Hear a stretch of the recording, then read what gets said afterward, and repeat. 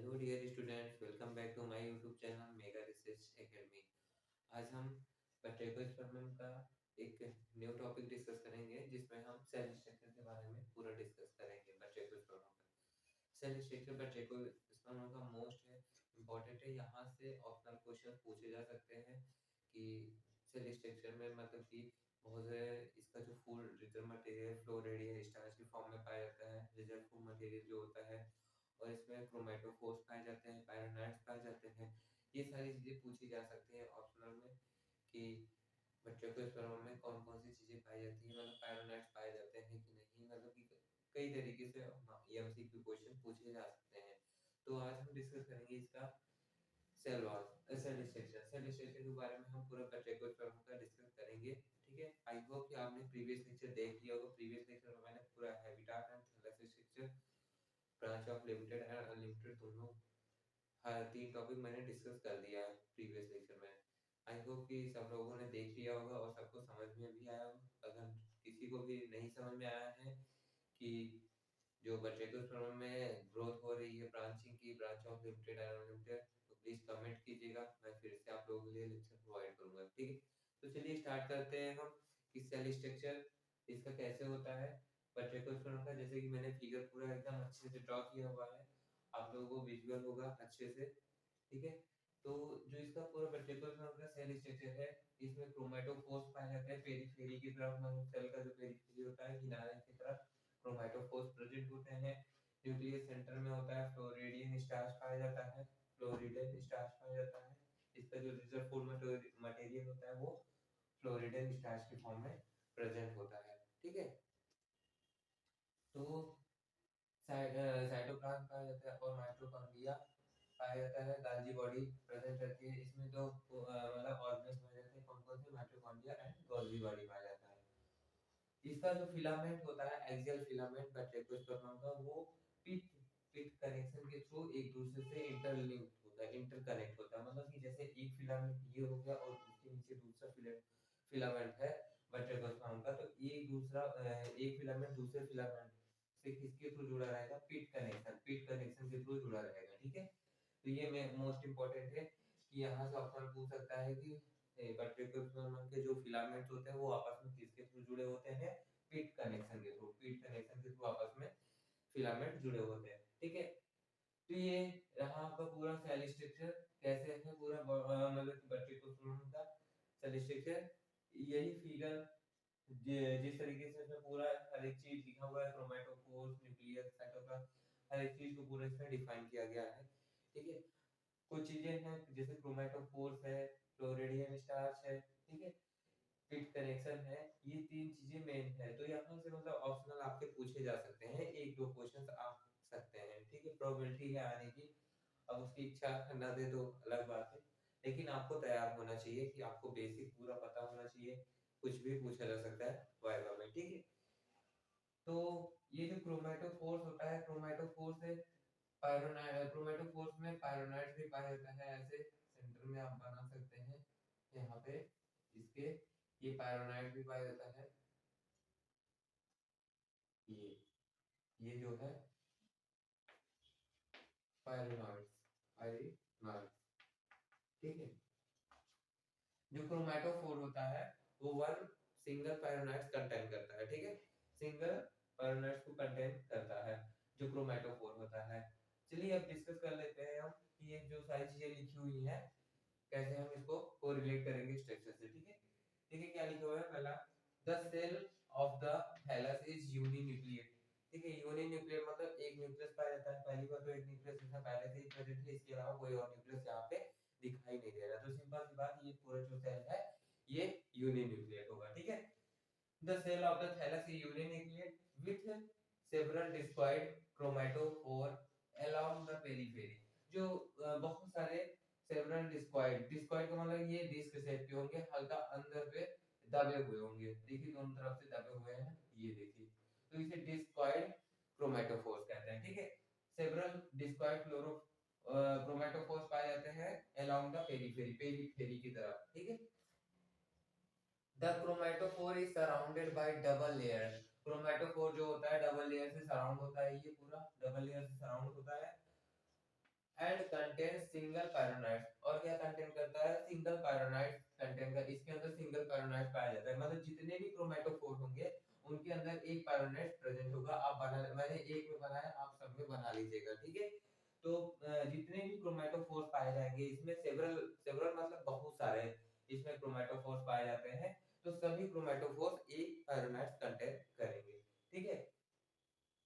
अब आगे देखिए, the main pigment are chlorophyll A and D, ठीक है।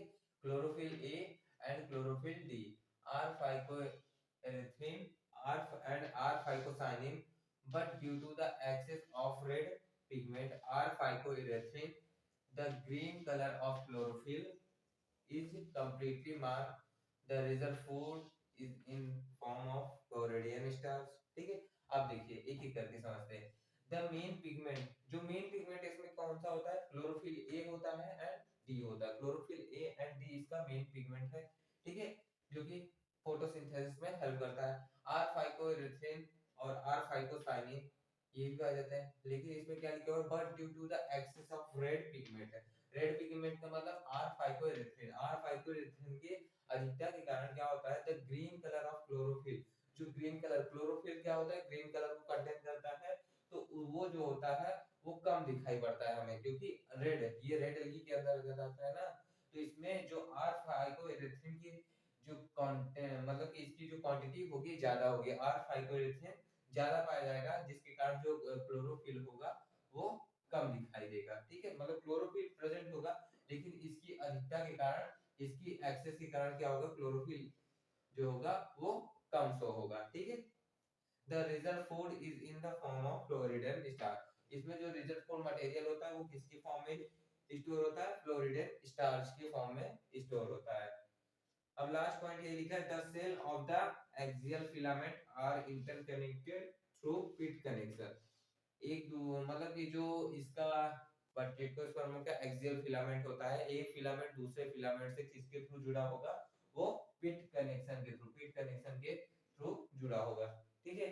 अब इसमें तीन मोस्ट वर्ड आए हैं, पहला है क्रोमेटोफोर, दूसरा है फ्लोरिडेन स्टार, तीसरा है पिट कनेक्शन। पिट कनेक्शन का मतलब तो आई होप आप लोग समझ गए होंगे कि एक दूसरे के बीच का जो ये इंटरलिंक कनेक्शन है, ठीक है।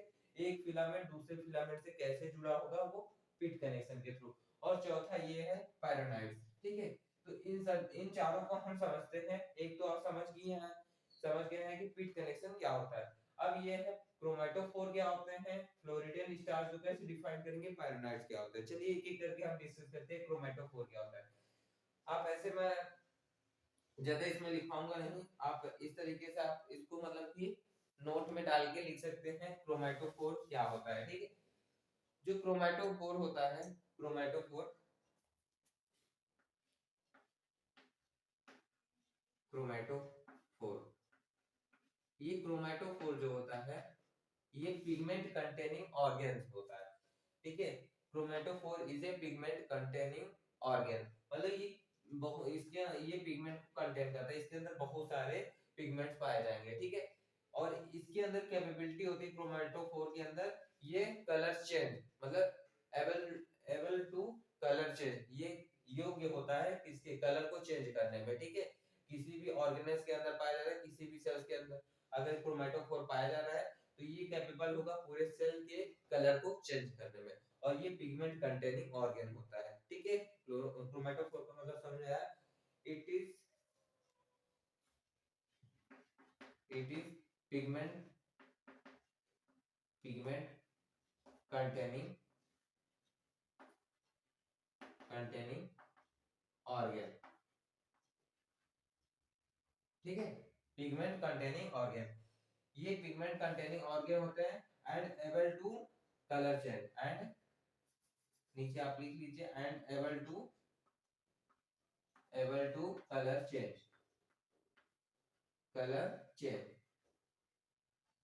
ठीक है, एबल टू कलर चेंज। और ये एबल होते हैं कलर चेंज में, मतलब कि ये कलर को चेंज करने के लिए एबल होते हैं, मतलब किसी भी सेल ऑर्गेनेल्स में, मतलब इतनी बड़ी सेल में बहुत सारे क्रोमेटोफोर्स पाए, सेवरल क्रोमेटोफोर्स, ये कैपेबल होते हैं कलर को चेंज करने में। अगर ये कलर चेंज करते हैं तो पूरे सेल्स का कलर चेंज हो जाएगा, क्योंकि ये सबसे ज्यादा पाए जा रहे हैं क्रोमेटोफोर, सेवरल क्रोमेटोफोर पाए जा रहे हैं, ठीक है। अब क्रोमेटोफोर्स का मतलब समझिए, ये पिगमेंट कंटेनिंग ऑर्गन होता है। पिगमेंट कंटेनिंग ऑर्गन का मतलब देखिए, chlorophyll A and chlorophyll D, ये सब किसके अंदर पाए जा रहे हैं? क्रोमेटोफोर्स के अंदर पाए जा रहे हैं। कहीं और से आपको दिखेगा नहीं कि क्लोरोफिल ए यहाँ पाया जा रहा है, बी यहाँ, ऐसा नहीं है। मैंने कहीं ऐसे डिनोट भी नहीं किया। सारे जो पिगमेंट है इसके अंदर पाए जाएंगे क्रोमेटोफोर के अंतर्गत, ठीक है। क्रोमेटोफोर जो ऑर्गन है ये पिगमेंट कंटेनिंग ऑर्गन है। इसी के अंदर chlorophyll A, D, R phycoerythrin, R phycocyanin, ये सारे पिगमेंट क्रोमेटोफोर के अंतर्गत पाए जाएंगे, ठीक है। तभी तो मैंने जब इसका थैलस स्ट्रक्चर बताया था तो उसमें लिखाया भी था कि ये ब्लू ग्रीन एलगी भी होते हैं, वायलेट कलर भी शो करते हैं एंड रेड कलर भी शो करते हैं। तो ये कैसे, किसके थ्रू होता है? पॉसिबल है क्रोमेटोफोर्स के थ्रू। अगर क्रोमेटोफोर्स इसके सेल में पाया जा रहा है तो ये तीनों कलर शो कर सकते हैं, ब्लू ग्रीन भी शो करेंगे और रेड और वायलेट तीनों कलर शो कर सकते हैं, क्योंकि ये कलर चेंज में कैपेबल होते हैं। क्रोमेटोफोर जो होते हैं ये कलर को चेंज करने के लिए कैपेबल होते हैं। तो ये आपका क्रोमेटोफोर हो गया। आई होप कि आपको क्रोमेटोफोर अच्छे से समझ में आया होगा कि क्रोमेटोफोर को हम कैसे डिफाइन करेंगे। समझ में आया इतना? क्रोमेटोफोर जो होता है वो कलर चेंज करने के लिए, कलर को चेंज करने में कैपेबल होता है और ये पिगमेंट कंटेनिंग ऑर्गन होता है। समझ में आ गया? तो ये हो गया आपका क्रोमेटोफोर, ठीक है। अब चलिए हम दूसरा टॉपिक उठाते हैं। क्या है दूसरा? पायरेनॉइड्स। दूसरा क्या है? पायरेनॉइड्स, ठीक है।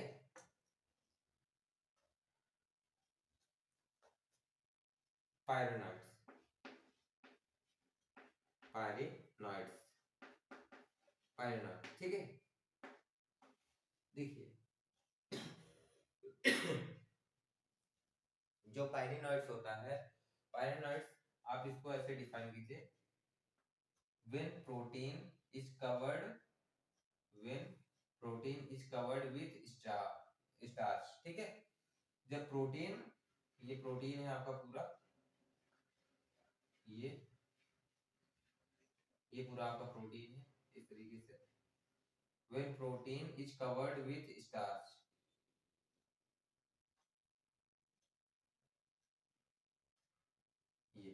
ये आपका प्रोटीन है, अंदर वाला प्रोटीन, ठीक है।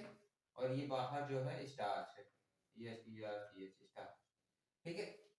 when protein is covered with starch, जब प्रोटीन स्टार्च से कवर्ड होगा then this structure is called pyranide, pyranide उसे हम pyranide कहेंगे, ठीक है। अब देखिए pyranide का फंक्शन क्या होता है। pyranide मेनली इसका रोल क्या होता है बॉडी में, ये रोल क्या प्ले करता है pyranide, और एक ही pyranide पाया जाता है हर एक क्रोमेटोफोर में। जैसे 3 क्रोमेटोफोर मैंने यहाँ पे शो किया है, तो तीनों क्रोमेटोफोर में एक एक pyranide पाया जाएगा, ठीक है। तो pyranide का फंक्शन क्या होता है, ये क्या करता है, जैसे क्रोमेटोफोर है, क्रोमेटोफोर में ही पायरेनॉइड्स पाया जा रहा है, तो क्रोमेटोफोर के अंदर ही अंदर ही क्या पाया जा रहा है, क्लोरोफिल ए एंड डी, ठीक है। क्लोरोफिल ए एंड डी जो कि किसमें हेल्प करते हैं, फोटोसिंथेसिस में। जब फोटोसिंथेसिस की प्रोसेस होती है तो ये फोटोसिंथेसिस के प्रोसेस को प्रमोट करते हैं, मतलब उसको बढ़ाते हैं, ठीक है। फोटोसिंथेसिस के प्रोसेस में हेल्प करते हैं जो पायरेनॉइड्स होते हैं। और दूसरा इनका फंक्शन क्या है, ये CO2 का, कार्बन डाइऑक्साइड का फिक्सेशन करते हैं विद द हेल्प ऑफ किसकी एंजाइम, 1,5 बिसफॉस्फेट कार्बोक्सिलेज, ठीक है। तो ये पहला इनका फंक्शन क्या है, ये फोटोसिंथेसिस की प्रोसेस को, फोटोसिंथेसिस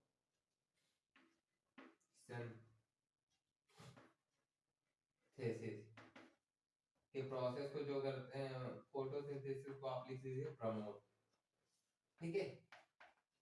फोटोसिंथेसिस के प्रोसेस को ये प्रमोट करते हैं, बढ़ावा देते हैं। और दूसरा प्रोसेस इनका क्या है, CO2, CO2 का फिक्सेशन करते हैं, ठीक है। CO2 मतलब कार्बन डाइऑक्साइड का फिक्सेशन करते हैं with the help of, with the help of, with the help of, with the help of enzyme, enzyme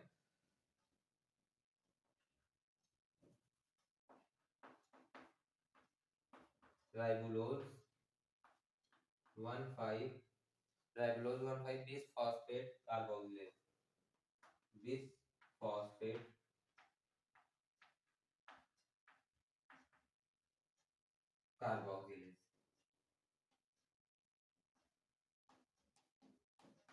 carboxylase, ठीक है।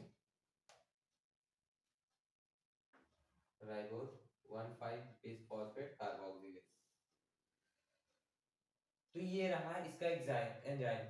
जो CO2 का फिक्सेशन होता है, CO2 का फिक्सेशन करता है ये क्या, पायरोनाइड। तो ये किस एंजाइम के थ्रू CO2 का फिक्सेशन करता है, राइबोज 1,5 बिसफॉस्फेट कार्बोक्सिलेज, ठीक है। इसके थ्रू ये CO2 का फिक्सेशन करता है। तो ये पायरोनाइड्स हो गए। पायरोनाइड्स को कैसे डिफाइन करेंगे, when protein is covered with starch. जब प्रोटीन स्टार्च से कवर्ड होता है तो उस स्ट्रक्चर को हम क्या कहेंगे, पायरोनाइड्स कहेंगे। उसे हम क्या कहेंगे, पायरोनाइड्स। पायरोनाइड्स के फंक्शन क्या हो गया, फोटोसिंथेसिस को प्रमोट करता है और CO2 का फिक्सेशन करता है। तो ये हो गया आपका पायरोनाइड्स एंड क्रोमेटोफोर। आई होप कि आपको दो मेन पॉइंट्स आपको समझ में आ गए होंगे। अब देखिए तीसरा, फ्लोरिडेन स्टार्च। फ्लोरिडेन स्टार्च को हम कैसे डिफाइन करेंगे। अब स्टार्च तो सभी जानते हैं, स्टार्च एमाइलोपेक्टिन एंड एमाइलोज से मिलके बना होता है। ये एमाइलोपेक्टिन एंड एमाइलोज का पूरा ग्रुप होता है, स्टार्च जो होता है इसी से पूरा मिलके बना होता है, ठीक है। तो लेकिन फ्लोरिडेन स्टार्च जो होता है ये अलग प्रकार का स्टार्च होता है, ठीक है। फ्लोरिडेन स्टार्च कैसा स्टार्च होता है, देखिए फ्लोरिडेन स्टार्च। फ्लोरिडेन स्टार्च, फ्लोरिडेन स्टार्च जो होता है, फ्लोरिडेन स्टार्च ये बहुत कॉम्पैक्ट स्टार्च होता है। फ्लोरिडेन मतलब ये बहुत ही कॉम्पैक्ट होता है। मतलब जब इसका स्ट्रक्चर देखेंगे तो बहुत ब्रांच तरीके का दिखेगा, बहुत ही कॉम्पैक्टली अरेंज रहते हैं फ्लोरिडेन स्टार्च, ठीक है। देखिए एमाइलोपेक्टिन, एमाइलोपेक्टिन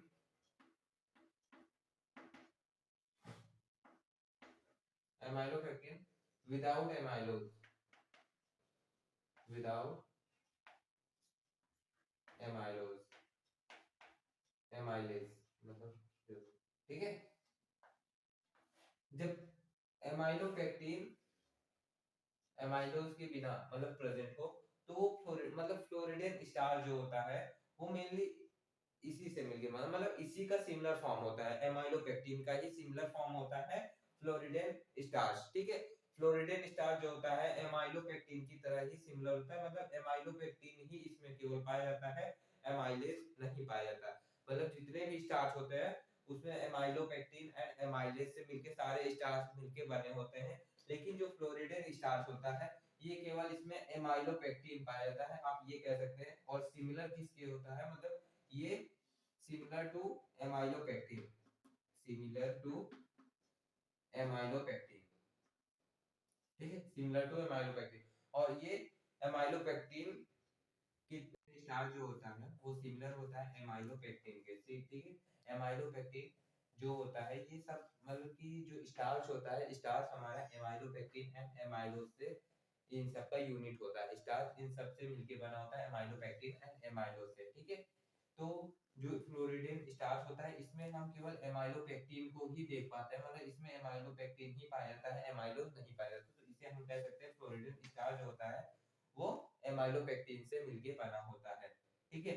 और ये सारे एमाइलोपेक्टिन एमाइलो ये सब जो होते हैं ग्लूकोज के पॉलीमर्स होते हैं, ठीक है। ये सब ग्लूकोज के पॉलीमर्स होते हैं। तो ये आपके हो गए floridean starch, chromatophore, pyrenoids and pit connection. ये सारे टॉपिक्स मैंने आपको एकदम अच्छे से वेल डिफाइन क्लियर कर दिया है। आई होप कि आपको समझ में आ गया होगा क्रोमेटोफोर किसे कहते हैं, पायरोनाइड्स किसे कहते हैं और फ्लोरिडेन स्टार्च किसे कहते हैं, ठीक है। तो ये सारे टॉपिक्स आपके क्लियर हो गए होंगे आई होप। तो ये लेक्चर यहीं पे खत्म होता है। आई होप आपने प्रीवियस लेक्चर देख लिया होगा जिसमें मैंने पूरा थैलेसिस हैबिटेट ये सारी चीजें डिस्कस की थी, ठीक है। तो उसके आगे का लेक्चर मैंने इस वीडियो में पूरा कवर कर दिया सेल स्ट्रक्चर। आई होप कि ये वीडियो भी आपको समझ में आया होगा, ठीक है। अगर वीडियो समझ आया प्लीज वीडियो को लाइक कीजिए, चैनल को सब्सक्राइब कीजिए। Thanks for watching this.